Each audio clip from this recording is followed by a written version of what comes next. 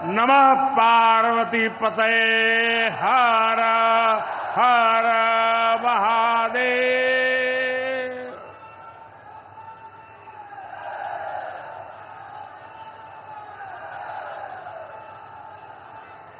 सावन के पावन महीने में आज हमके काशी के हमरे परिवार के लोगन से मिले का अवसर मिलल है।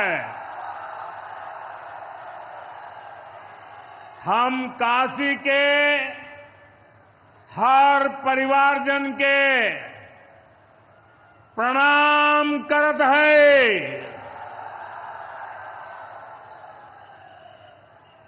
यूपी के मुख्यमंत्री योगी आदित्यनाथ जी, डिप्टी सीएम केशव प्रसाद मौर्य जी, ब्रजेश पाठक जी, पटना से हमारे साथ जुड़े कृषि मंत्री शिवराज सिंह चौहान जी, देश के अलग अलग हिस्सों में जुड़े हुए सभी आदरणीय मुख्यमंत्रीगण, गवर्नर श्री, मंत्रीगण,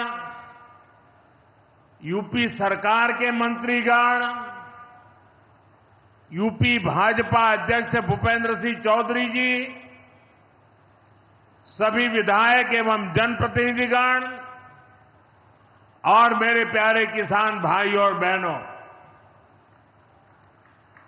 और विशेष रूप से काशी के मेरे मालिक जनता जनार्दन,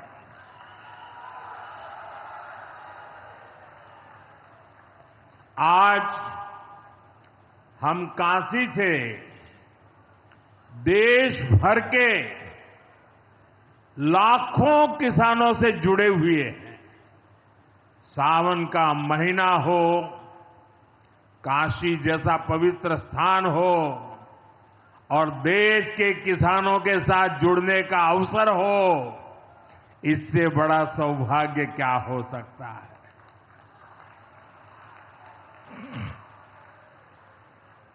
आज मैं ऑपरेशन सिंदूर के बाद पहली बार काशी आया हूं।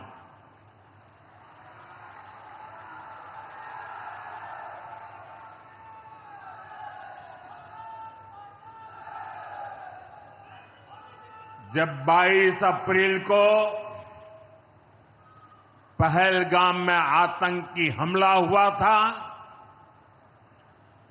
26 निर्दोष लोगों की इतनी बेरहमी से हत्या कर दी गई। उनके परिवार की पीड़ा, उन बच्चों का दुख, उन बेटियों की वेदना, मेरा हृदय बहुत तकलीफ से भर गया था। तब मैं बाबा विश्वनाथ से यही मना रहा था कि सभी पीड़ित परिवारों को ये दुख सहने की हिम्मत दे। काशी के मेरे मालिकों, मैंने अपनी बेटियों के सिंदूर का बदला लेने का जो वचन दिया था,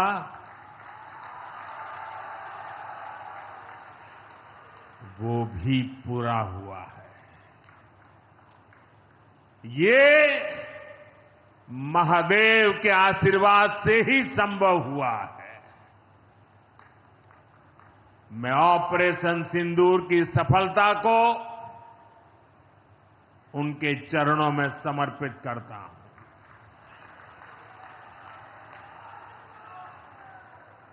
साथियों,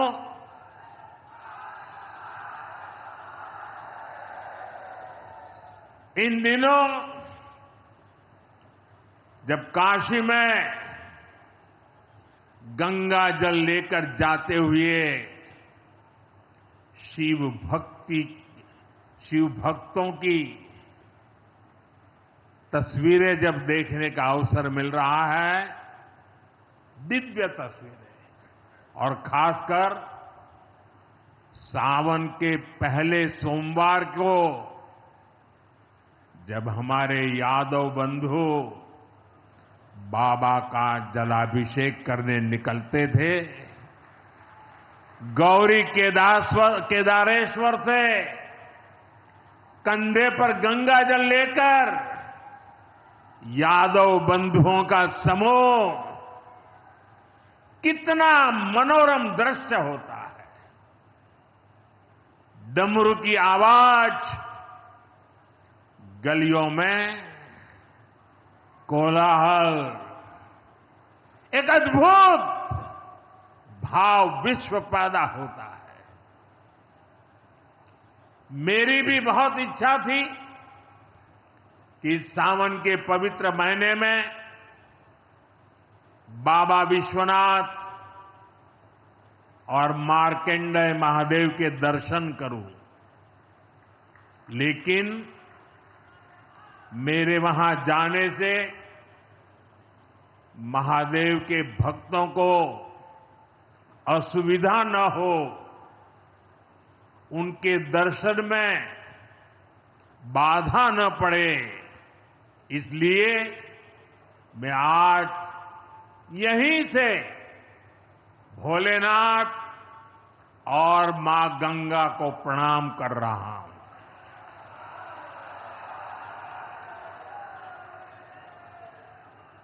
हम सेवापुरी के ई मंच से बाबा काशी विश्वनाथ के प्रणाम करत है। नमः पार्वती पते हर हर महादेव।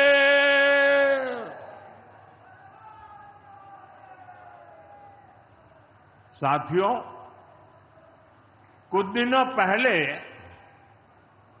मैं तमिलनाडु में था। मैं वहां 1000 साल पुराने एक ऐतिहासिक मंदिर गया था, गंगईकोंडा चोलापुरम मंदिर। ये मंदिर देश की शैव परंपरा का एक प्राचीन केंद्र है।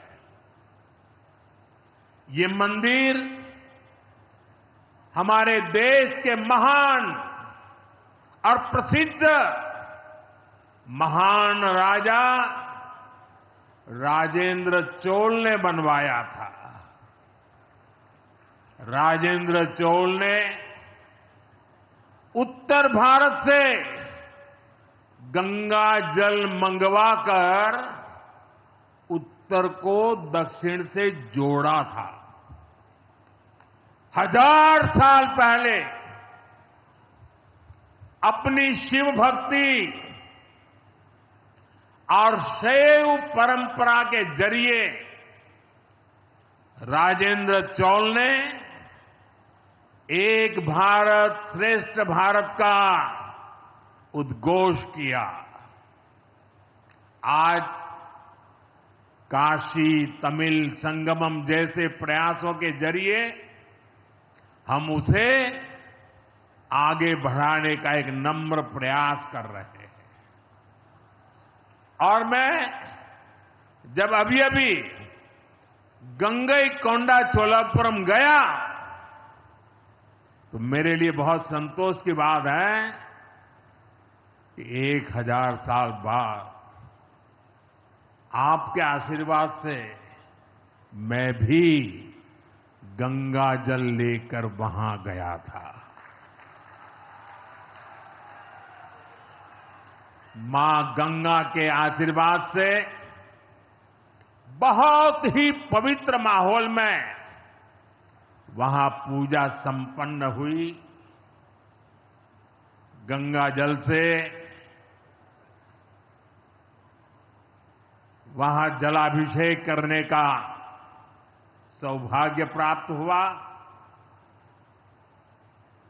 साथियों, जीवन में ऐसे अवसर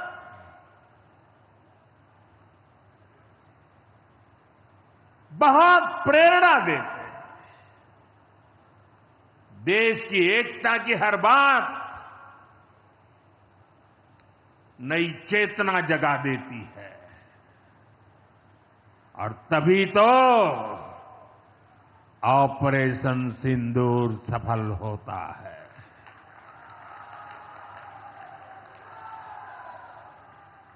एक 140 करोड़ देशवासियों की एकता ऑपरेशन सिंदूर की ताकत बन जाती है। साथियों, ऑपरेशन सिंदूर जवानों के पराक्रम का वो पल और आज किसानों को प्रणाम करने का अवसर। आज यहां एक विराट किसान उत्सव का आयोजन हो रहा है। देश के 10 करोड़ किसान भाइयों बहनों के खातों में 21,000 करोड़ रुपए पीएम किसान सम्मान निधि के रूप में भेजे गए हैं। और जब काशी से धन जाता है ना, वो तो अपने आप प्रसाद बन जाता है।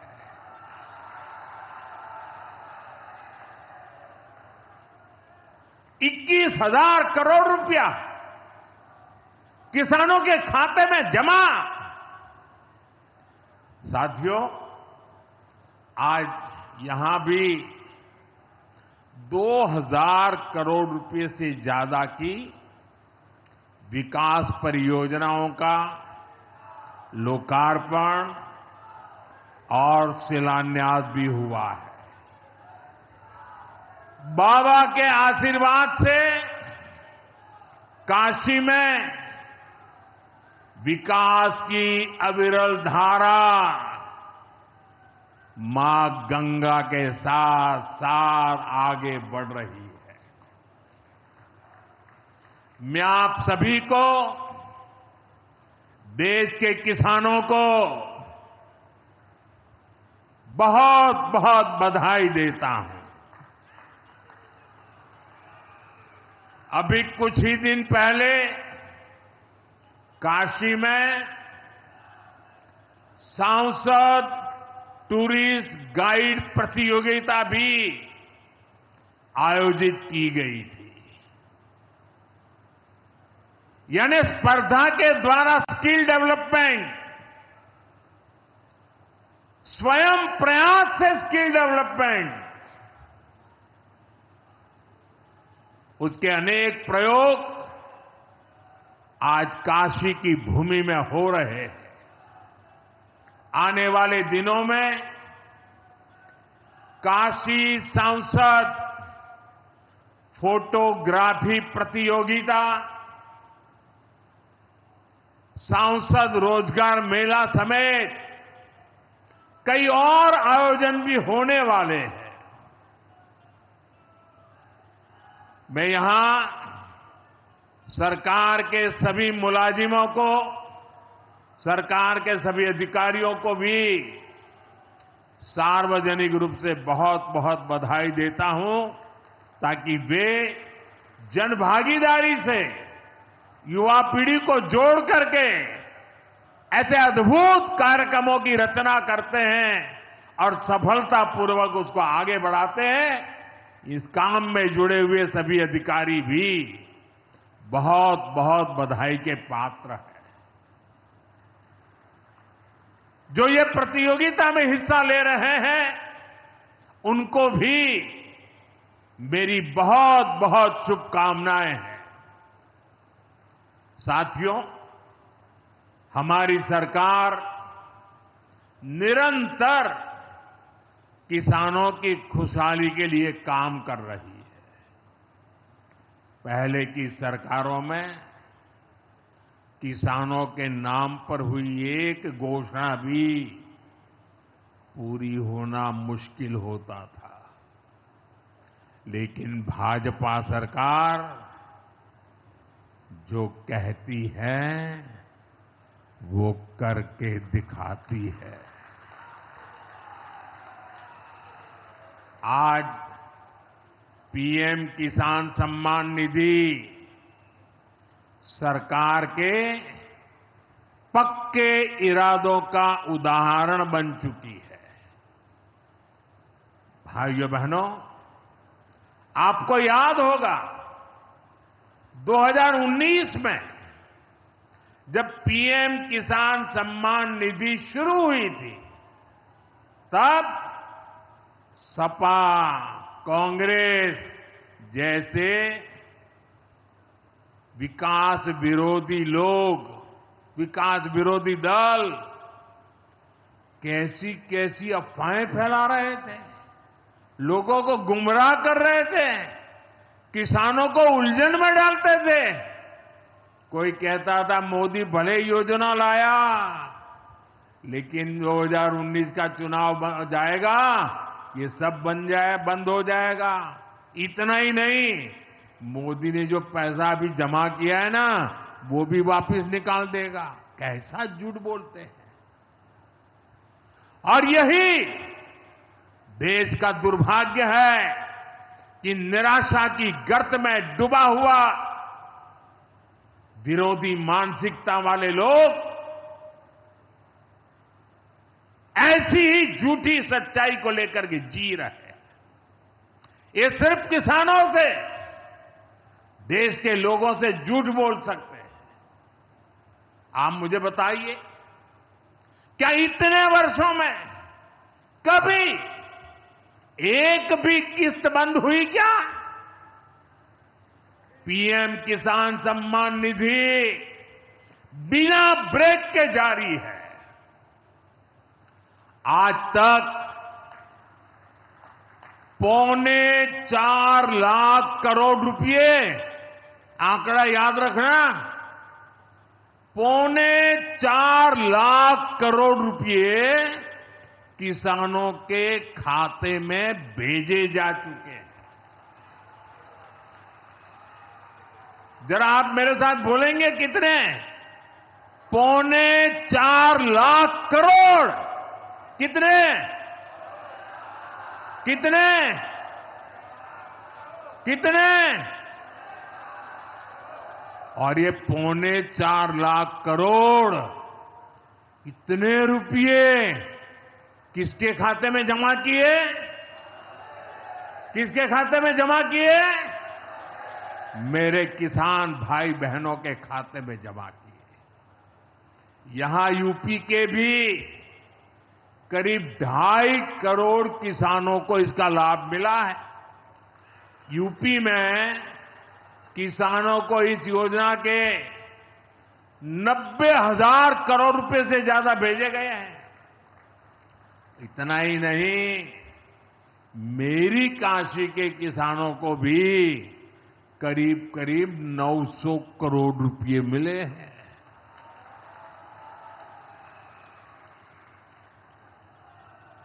आपने ऐसा सांसद चुना कि आपके खाते में 900 करोड़ रुपया आया है। और इससे बड़ी बात, बिना किसी कट कमीशन के, कोई बिचौलिया नहीं, कोई कट नहीं, कोई कमीशन नहीं, कोई पैसे की हेरा फेरी नहीं, सीधे ये पैसे किसानों के खाते में पहुंचे हैं।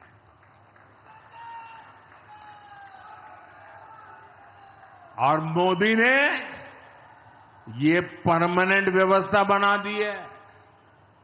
ना लीकेज होगी, न गरीब का हक छीना जाएगा। साथियों, मोदी के विकास का मंत्र है। जो जितना पिछड़ा उसे उतनी ज्यादा प्राथमिकता। जो जितना पिछड़ा उसे ज्यादा प्राथमिकता। इस महीने केंद्र सरकार ने एक और बड़ी योजना को मंजूरी दी है। इसका नाम है प्रधानमंत्री धन धान्य कृषि योजना। इस योजना पर 24,000 करोड़ रुपए किसानों के कल्याण के लिए, कृषि व्यवस्था के लिए, कृषि विकास के लिए 24,000 करोड़ रुपए खर्च किए जाएंगे। देश के ऐसे जिले जो पिछली सरकारों की गलत नीतियों के कारण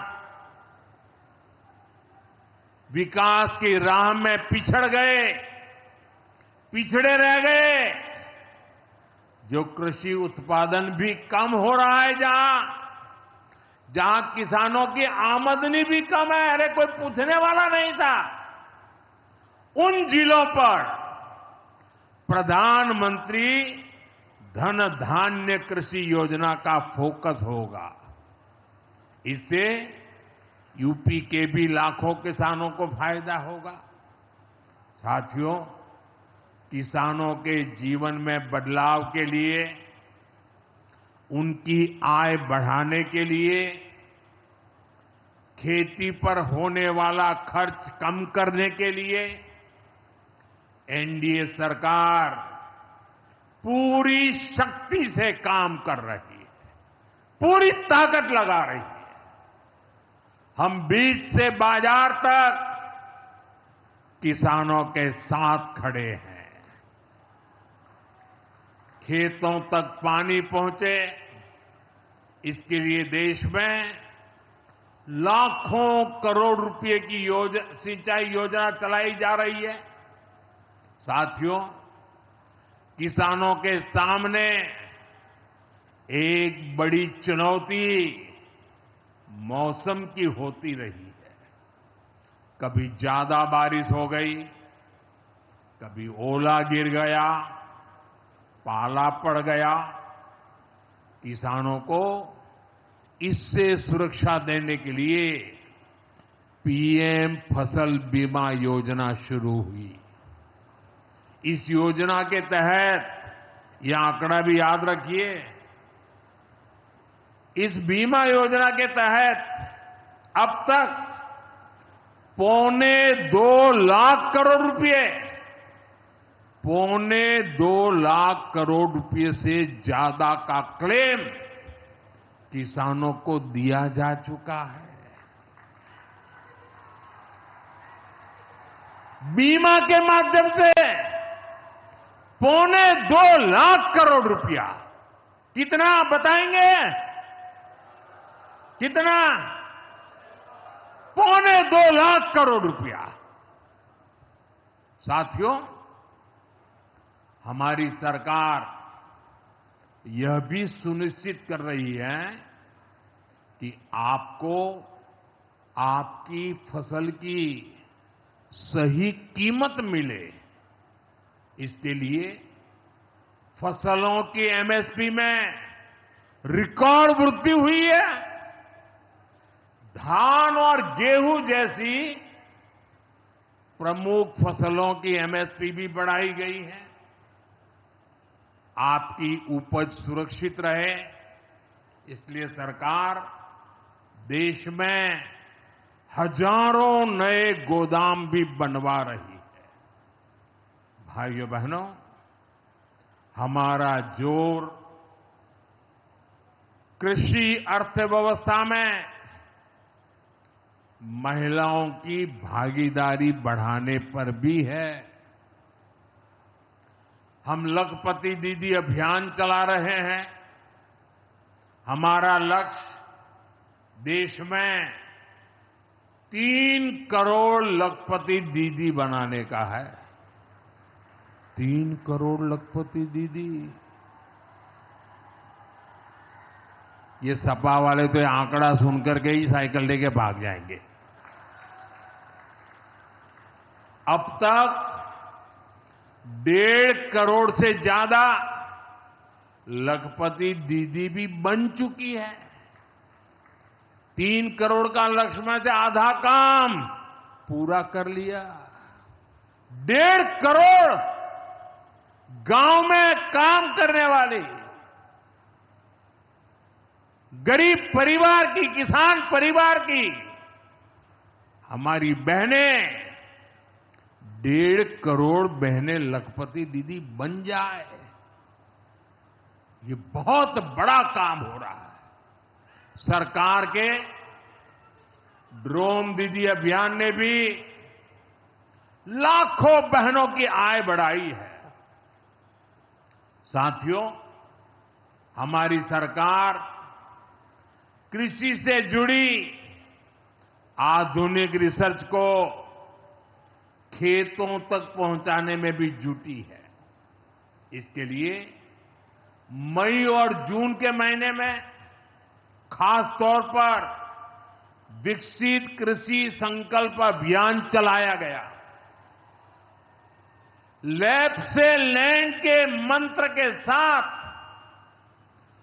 1.25 करोड़ से अधिक किसानों से सीधा संवाद किया गया।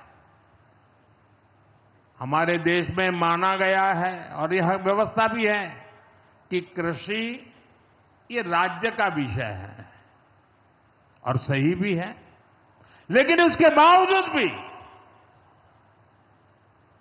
भारत सरकार को लगा, एनडीए सरकार को लगा, मोदी सरकार को लगा कि भले विषय राज्य का हो, राज्य करे, कर पाए न कर पाए, बहुत से राज्य जो नहीं कर पाते हैं, तो हमने तय किया कि हम खुद भी कुछ करेंगे और करोड़ों किसानों के साथ सीधा संवाद किया। साथियों, केंद्र सरकार की योजनाओं का लाभ आप सभी तक निरंतर पहुंचता रहे, इस दिशा में आज मुझे आपके साथ एक अहम जानकारी साझा करनी है और उसमें मुझे आपकी मदद भी चाहिए। यहां बैठे हुए लोगों की भी मदद चाहिए। आपको पता है, जनधन योजना के तहत देश में 55 करोड़ गरीबों के बैंक खाते खोले गए। जिनको कभी बैंक का दरवाजा देखने का सौभाग्य नहीं मिला था, ऐसे 55 करोड़ लोगों के खाते, ये मोदी को जब से आपने काम करने का अवसर दिया ना, मैं ये काम कर रहा था। 55 करोड़। अब इस योजना को हाल ही में 10 साल पूरे हुए हैं। अब बैंकिंग क्षेत्र का कुछ नियम है। वो नियम ये कहते हैं कि 10 साल बाद बैंक खातों का दोबारा से केवाईसी करना जरूरी होता है। एक प्रक्रिया पूरी करनी होती है। अब आप बैंक में जाएं, करें या न करें, पहले सब आपको करना होता है। अब मैंने थोड़ा आपका भार कम करने का बीड़ा उठाया है, तो मैंने बैंक वालों से कहा कि लोग आए, केवाईसी करें, अच्छी बात है। हमें नागरिकों को हमेशा जागृत रखना चाहिए, लेकिन हम क्या एक अभियान चला सकते हैं? मैं आज रिजर्व बैंक का, हमारे देश की सभी बैंकों का, बैंक के सभी कर्ता धर्ताओं का हृदय से अभिनंदन करना चाहता हूं।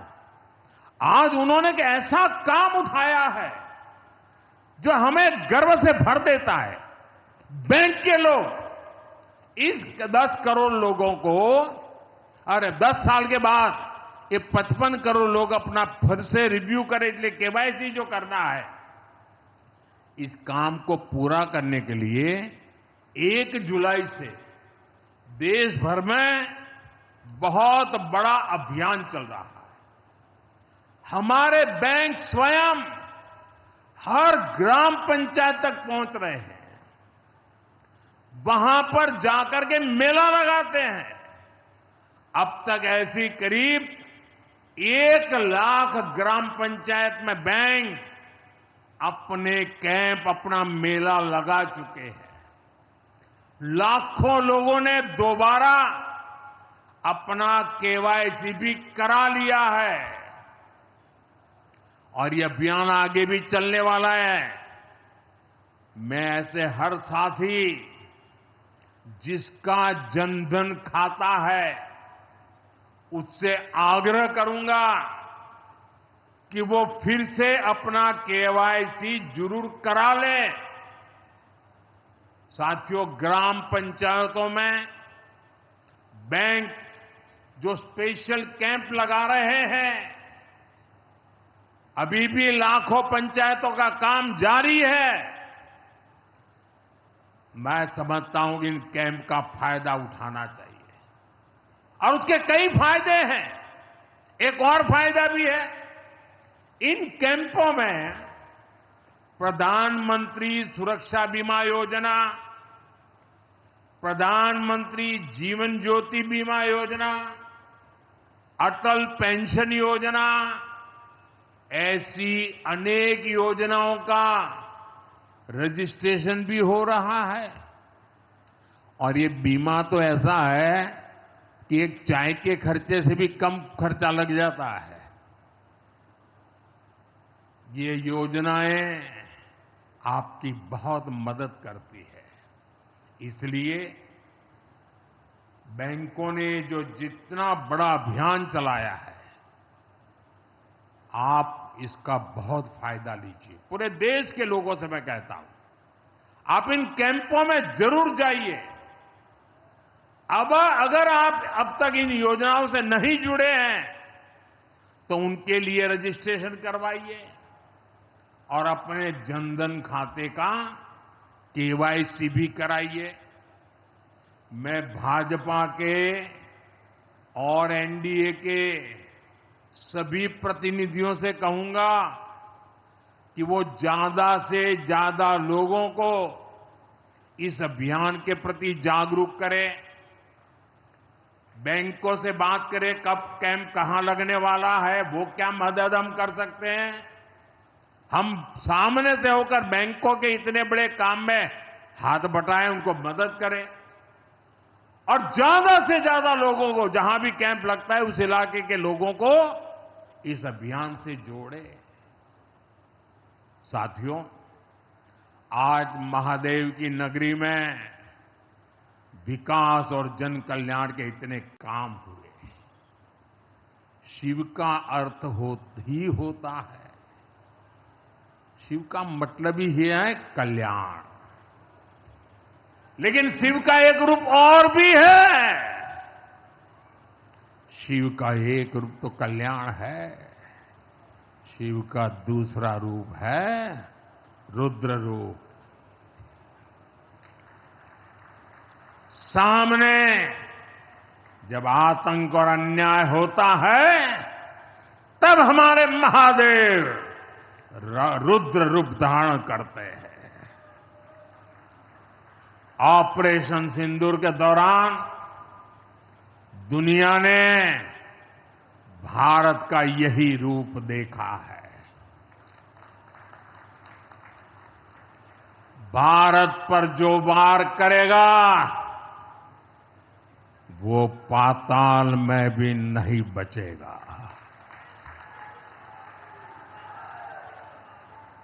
लेकिन भाइयों बहनों, दुर्भाग्य से ऑपरेशन सिंदूर की सफलता पर हमारे देश के कुछ लोगों को भी पेट में दर्द हो रहा है।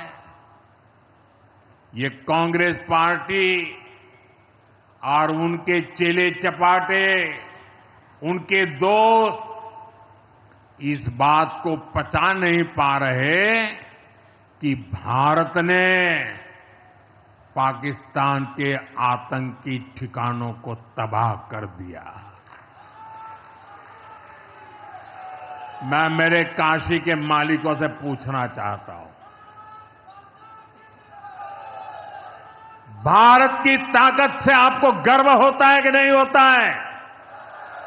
ऑपरेशन सिंदूर से गर्व होता है कि नहीं होता है? आतंकियों के ठिकानों को नष्ट करने का आपको गर्व होता है कि नहीं होता है? साथियों, आपने वो तस्वीरें देखी होगी, कैसे हमारे ड्रोन्स, हमारे मिसाइल्स ने सटीक वार करके आतंक के हेडक्वार्टर्स को खंडहर बना दिया। पाकिस्तान के कई सारे एयरबेस तो आज भी आईसीयू में पड़े हैं। पाकिस्तान दुखी है, ये तो सब कोई समझ सकता है, लेकिन पाकिस्तान का ये दुख कांग्रेस और सपा से सहन नहीं हो पा रहा।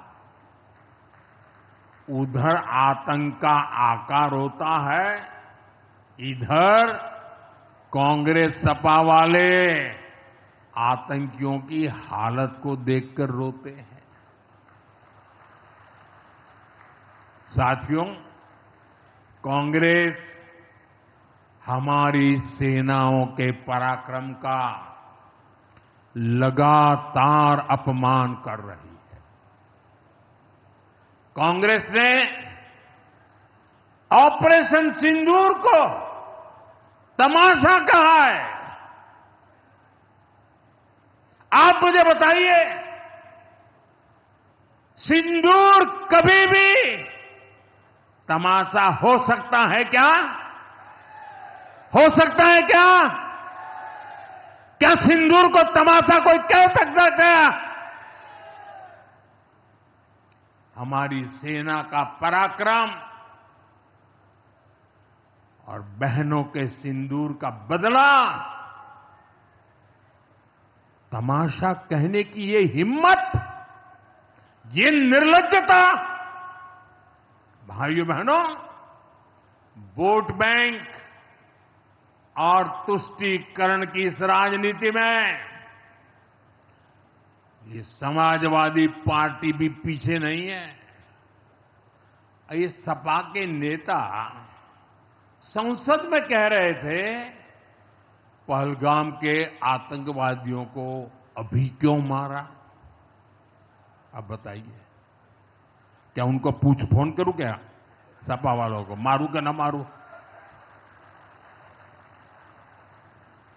कोई मुझे बताए भाई, सामान्य बुद्धि से बताए, क्या आतंकवादियों को मारने के लिए भी क्या इंतजार करना चाहिए क्या? क्या उन्हें भागने का मौका देना था क्या?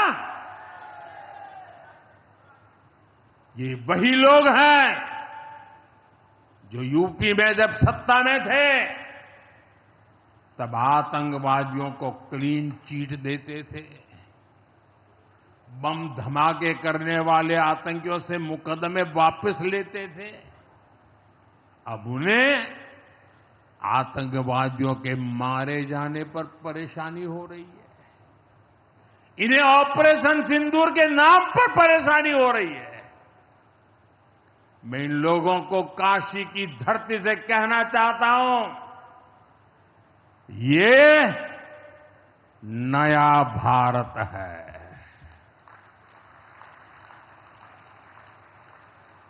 ये नया भारत भोलेनाथ को भी पूछता है और देश के दुश्मनों के सामने काल भैरव भी बन जाता है।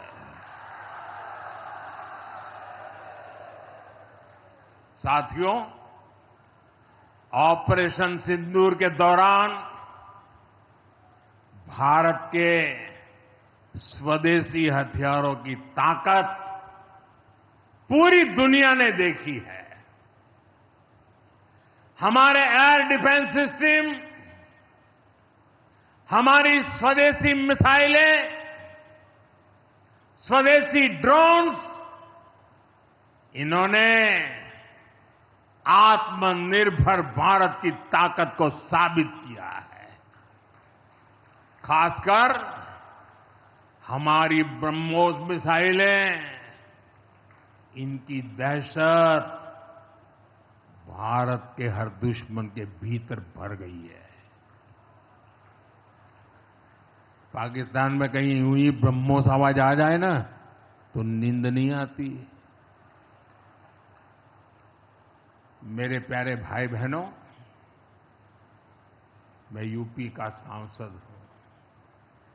यूपी के सांसद के नाते मुझे खुशी है कि वो ब्रह्मोस मिसाइलें हमारे यूपी में भी बनेगी।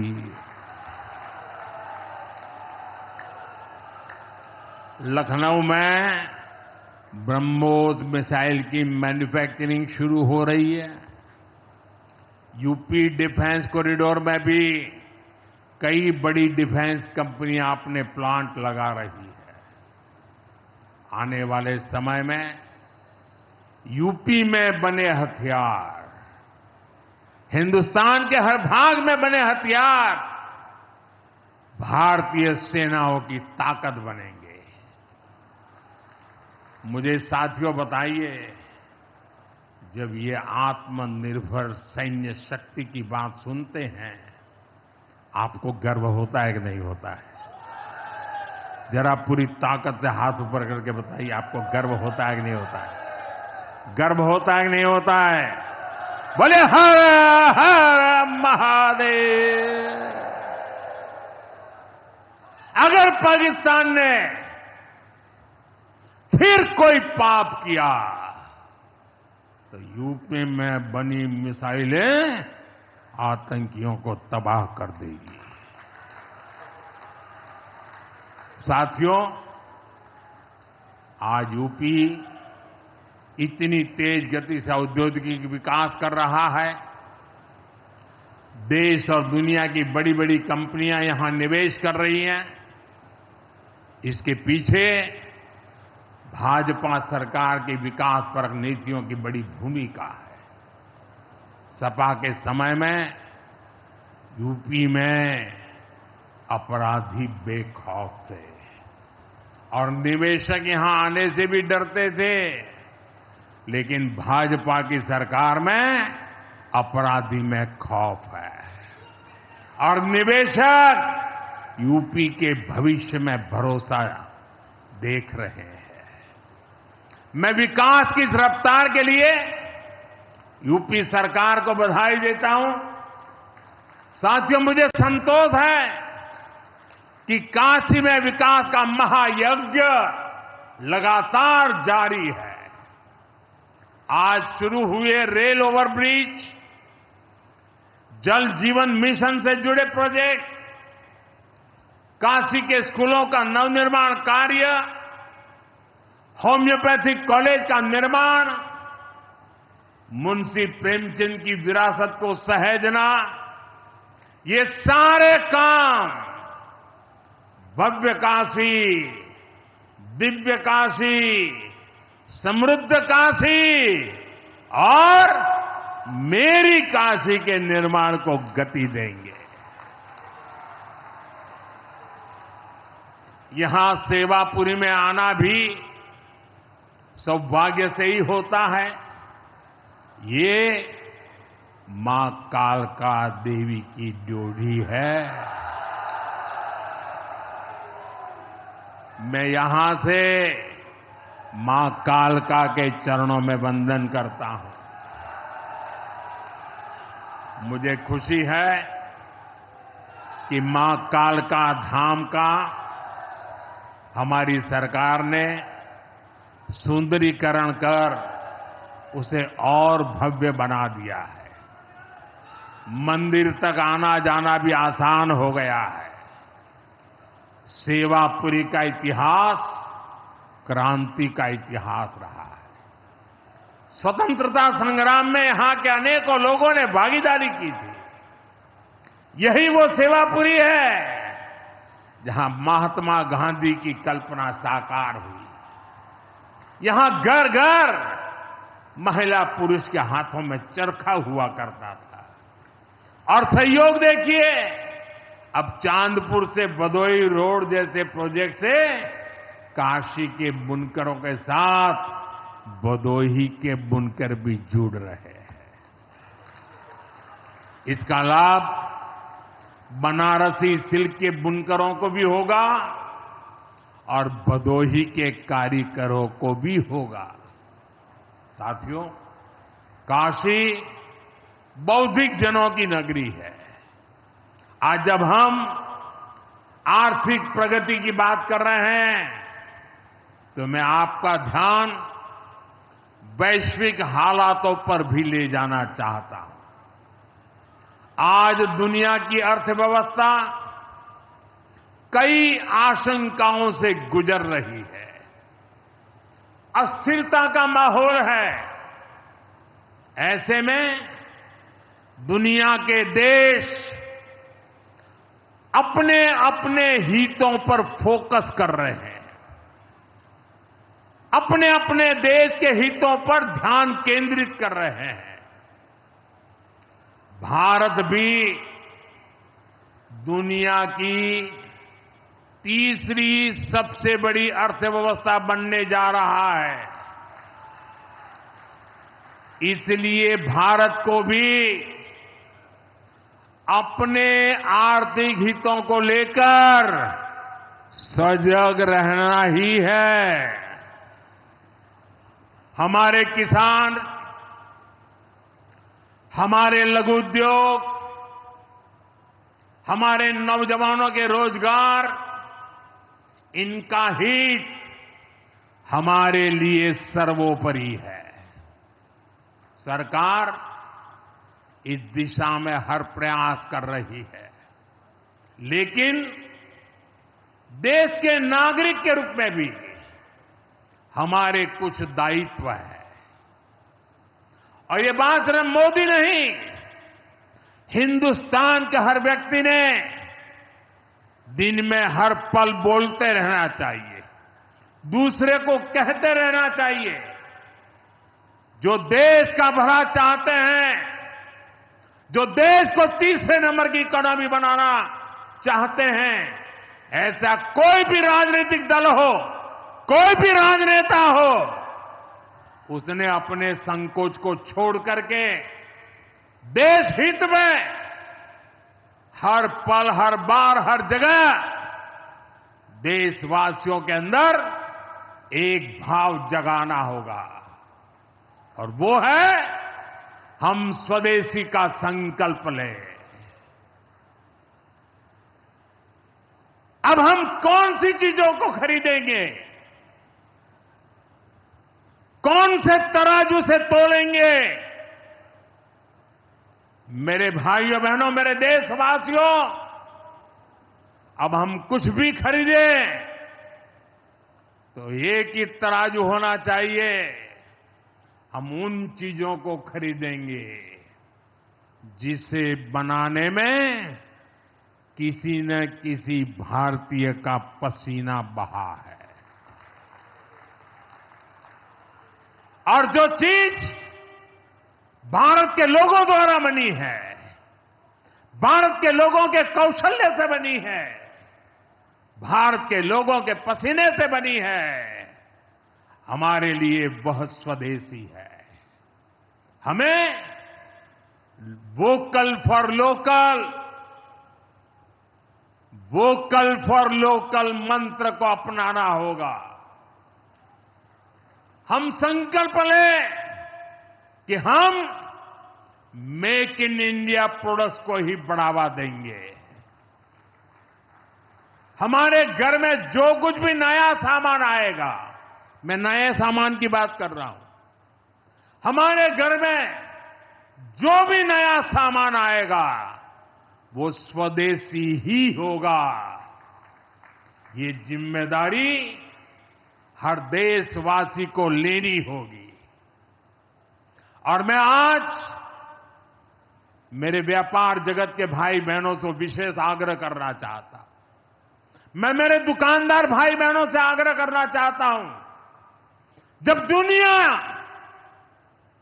इस प्रकार से अस्थिरता के माहौल से गुजर रही है, तब हम भी, चाहे व्यापार हो, छोटी दुकान हो, कारोबार करते हो, अब हम हमारे यहां से सिर्फ और सिर्फ स्वदेशी माल ही बेचेंगे।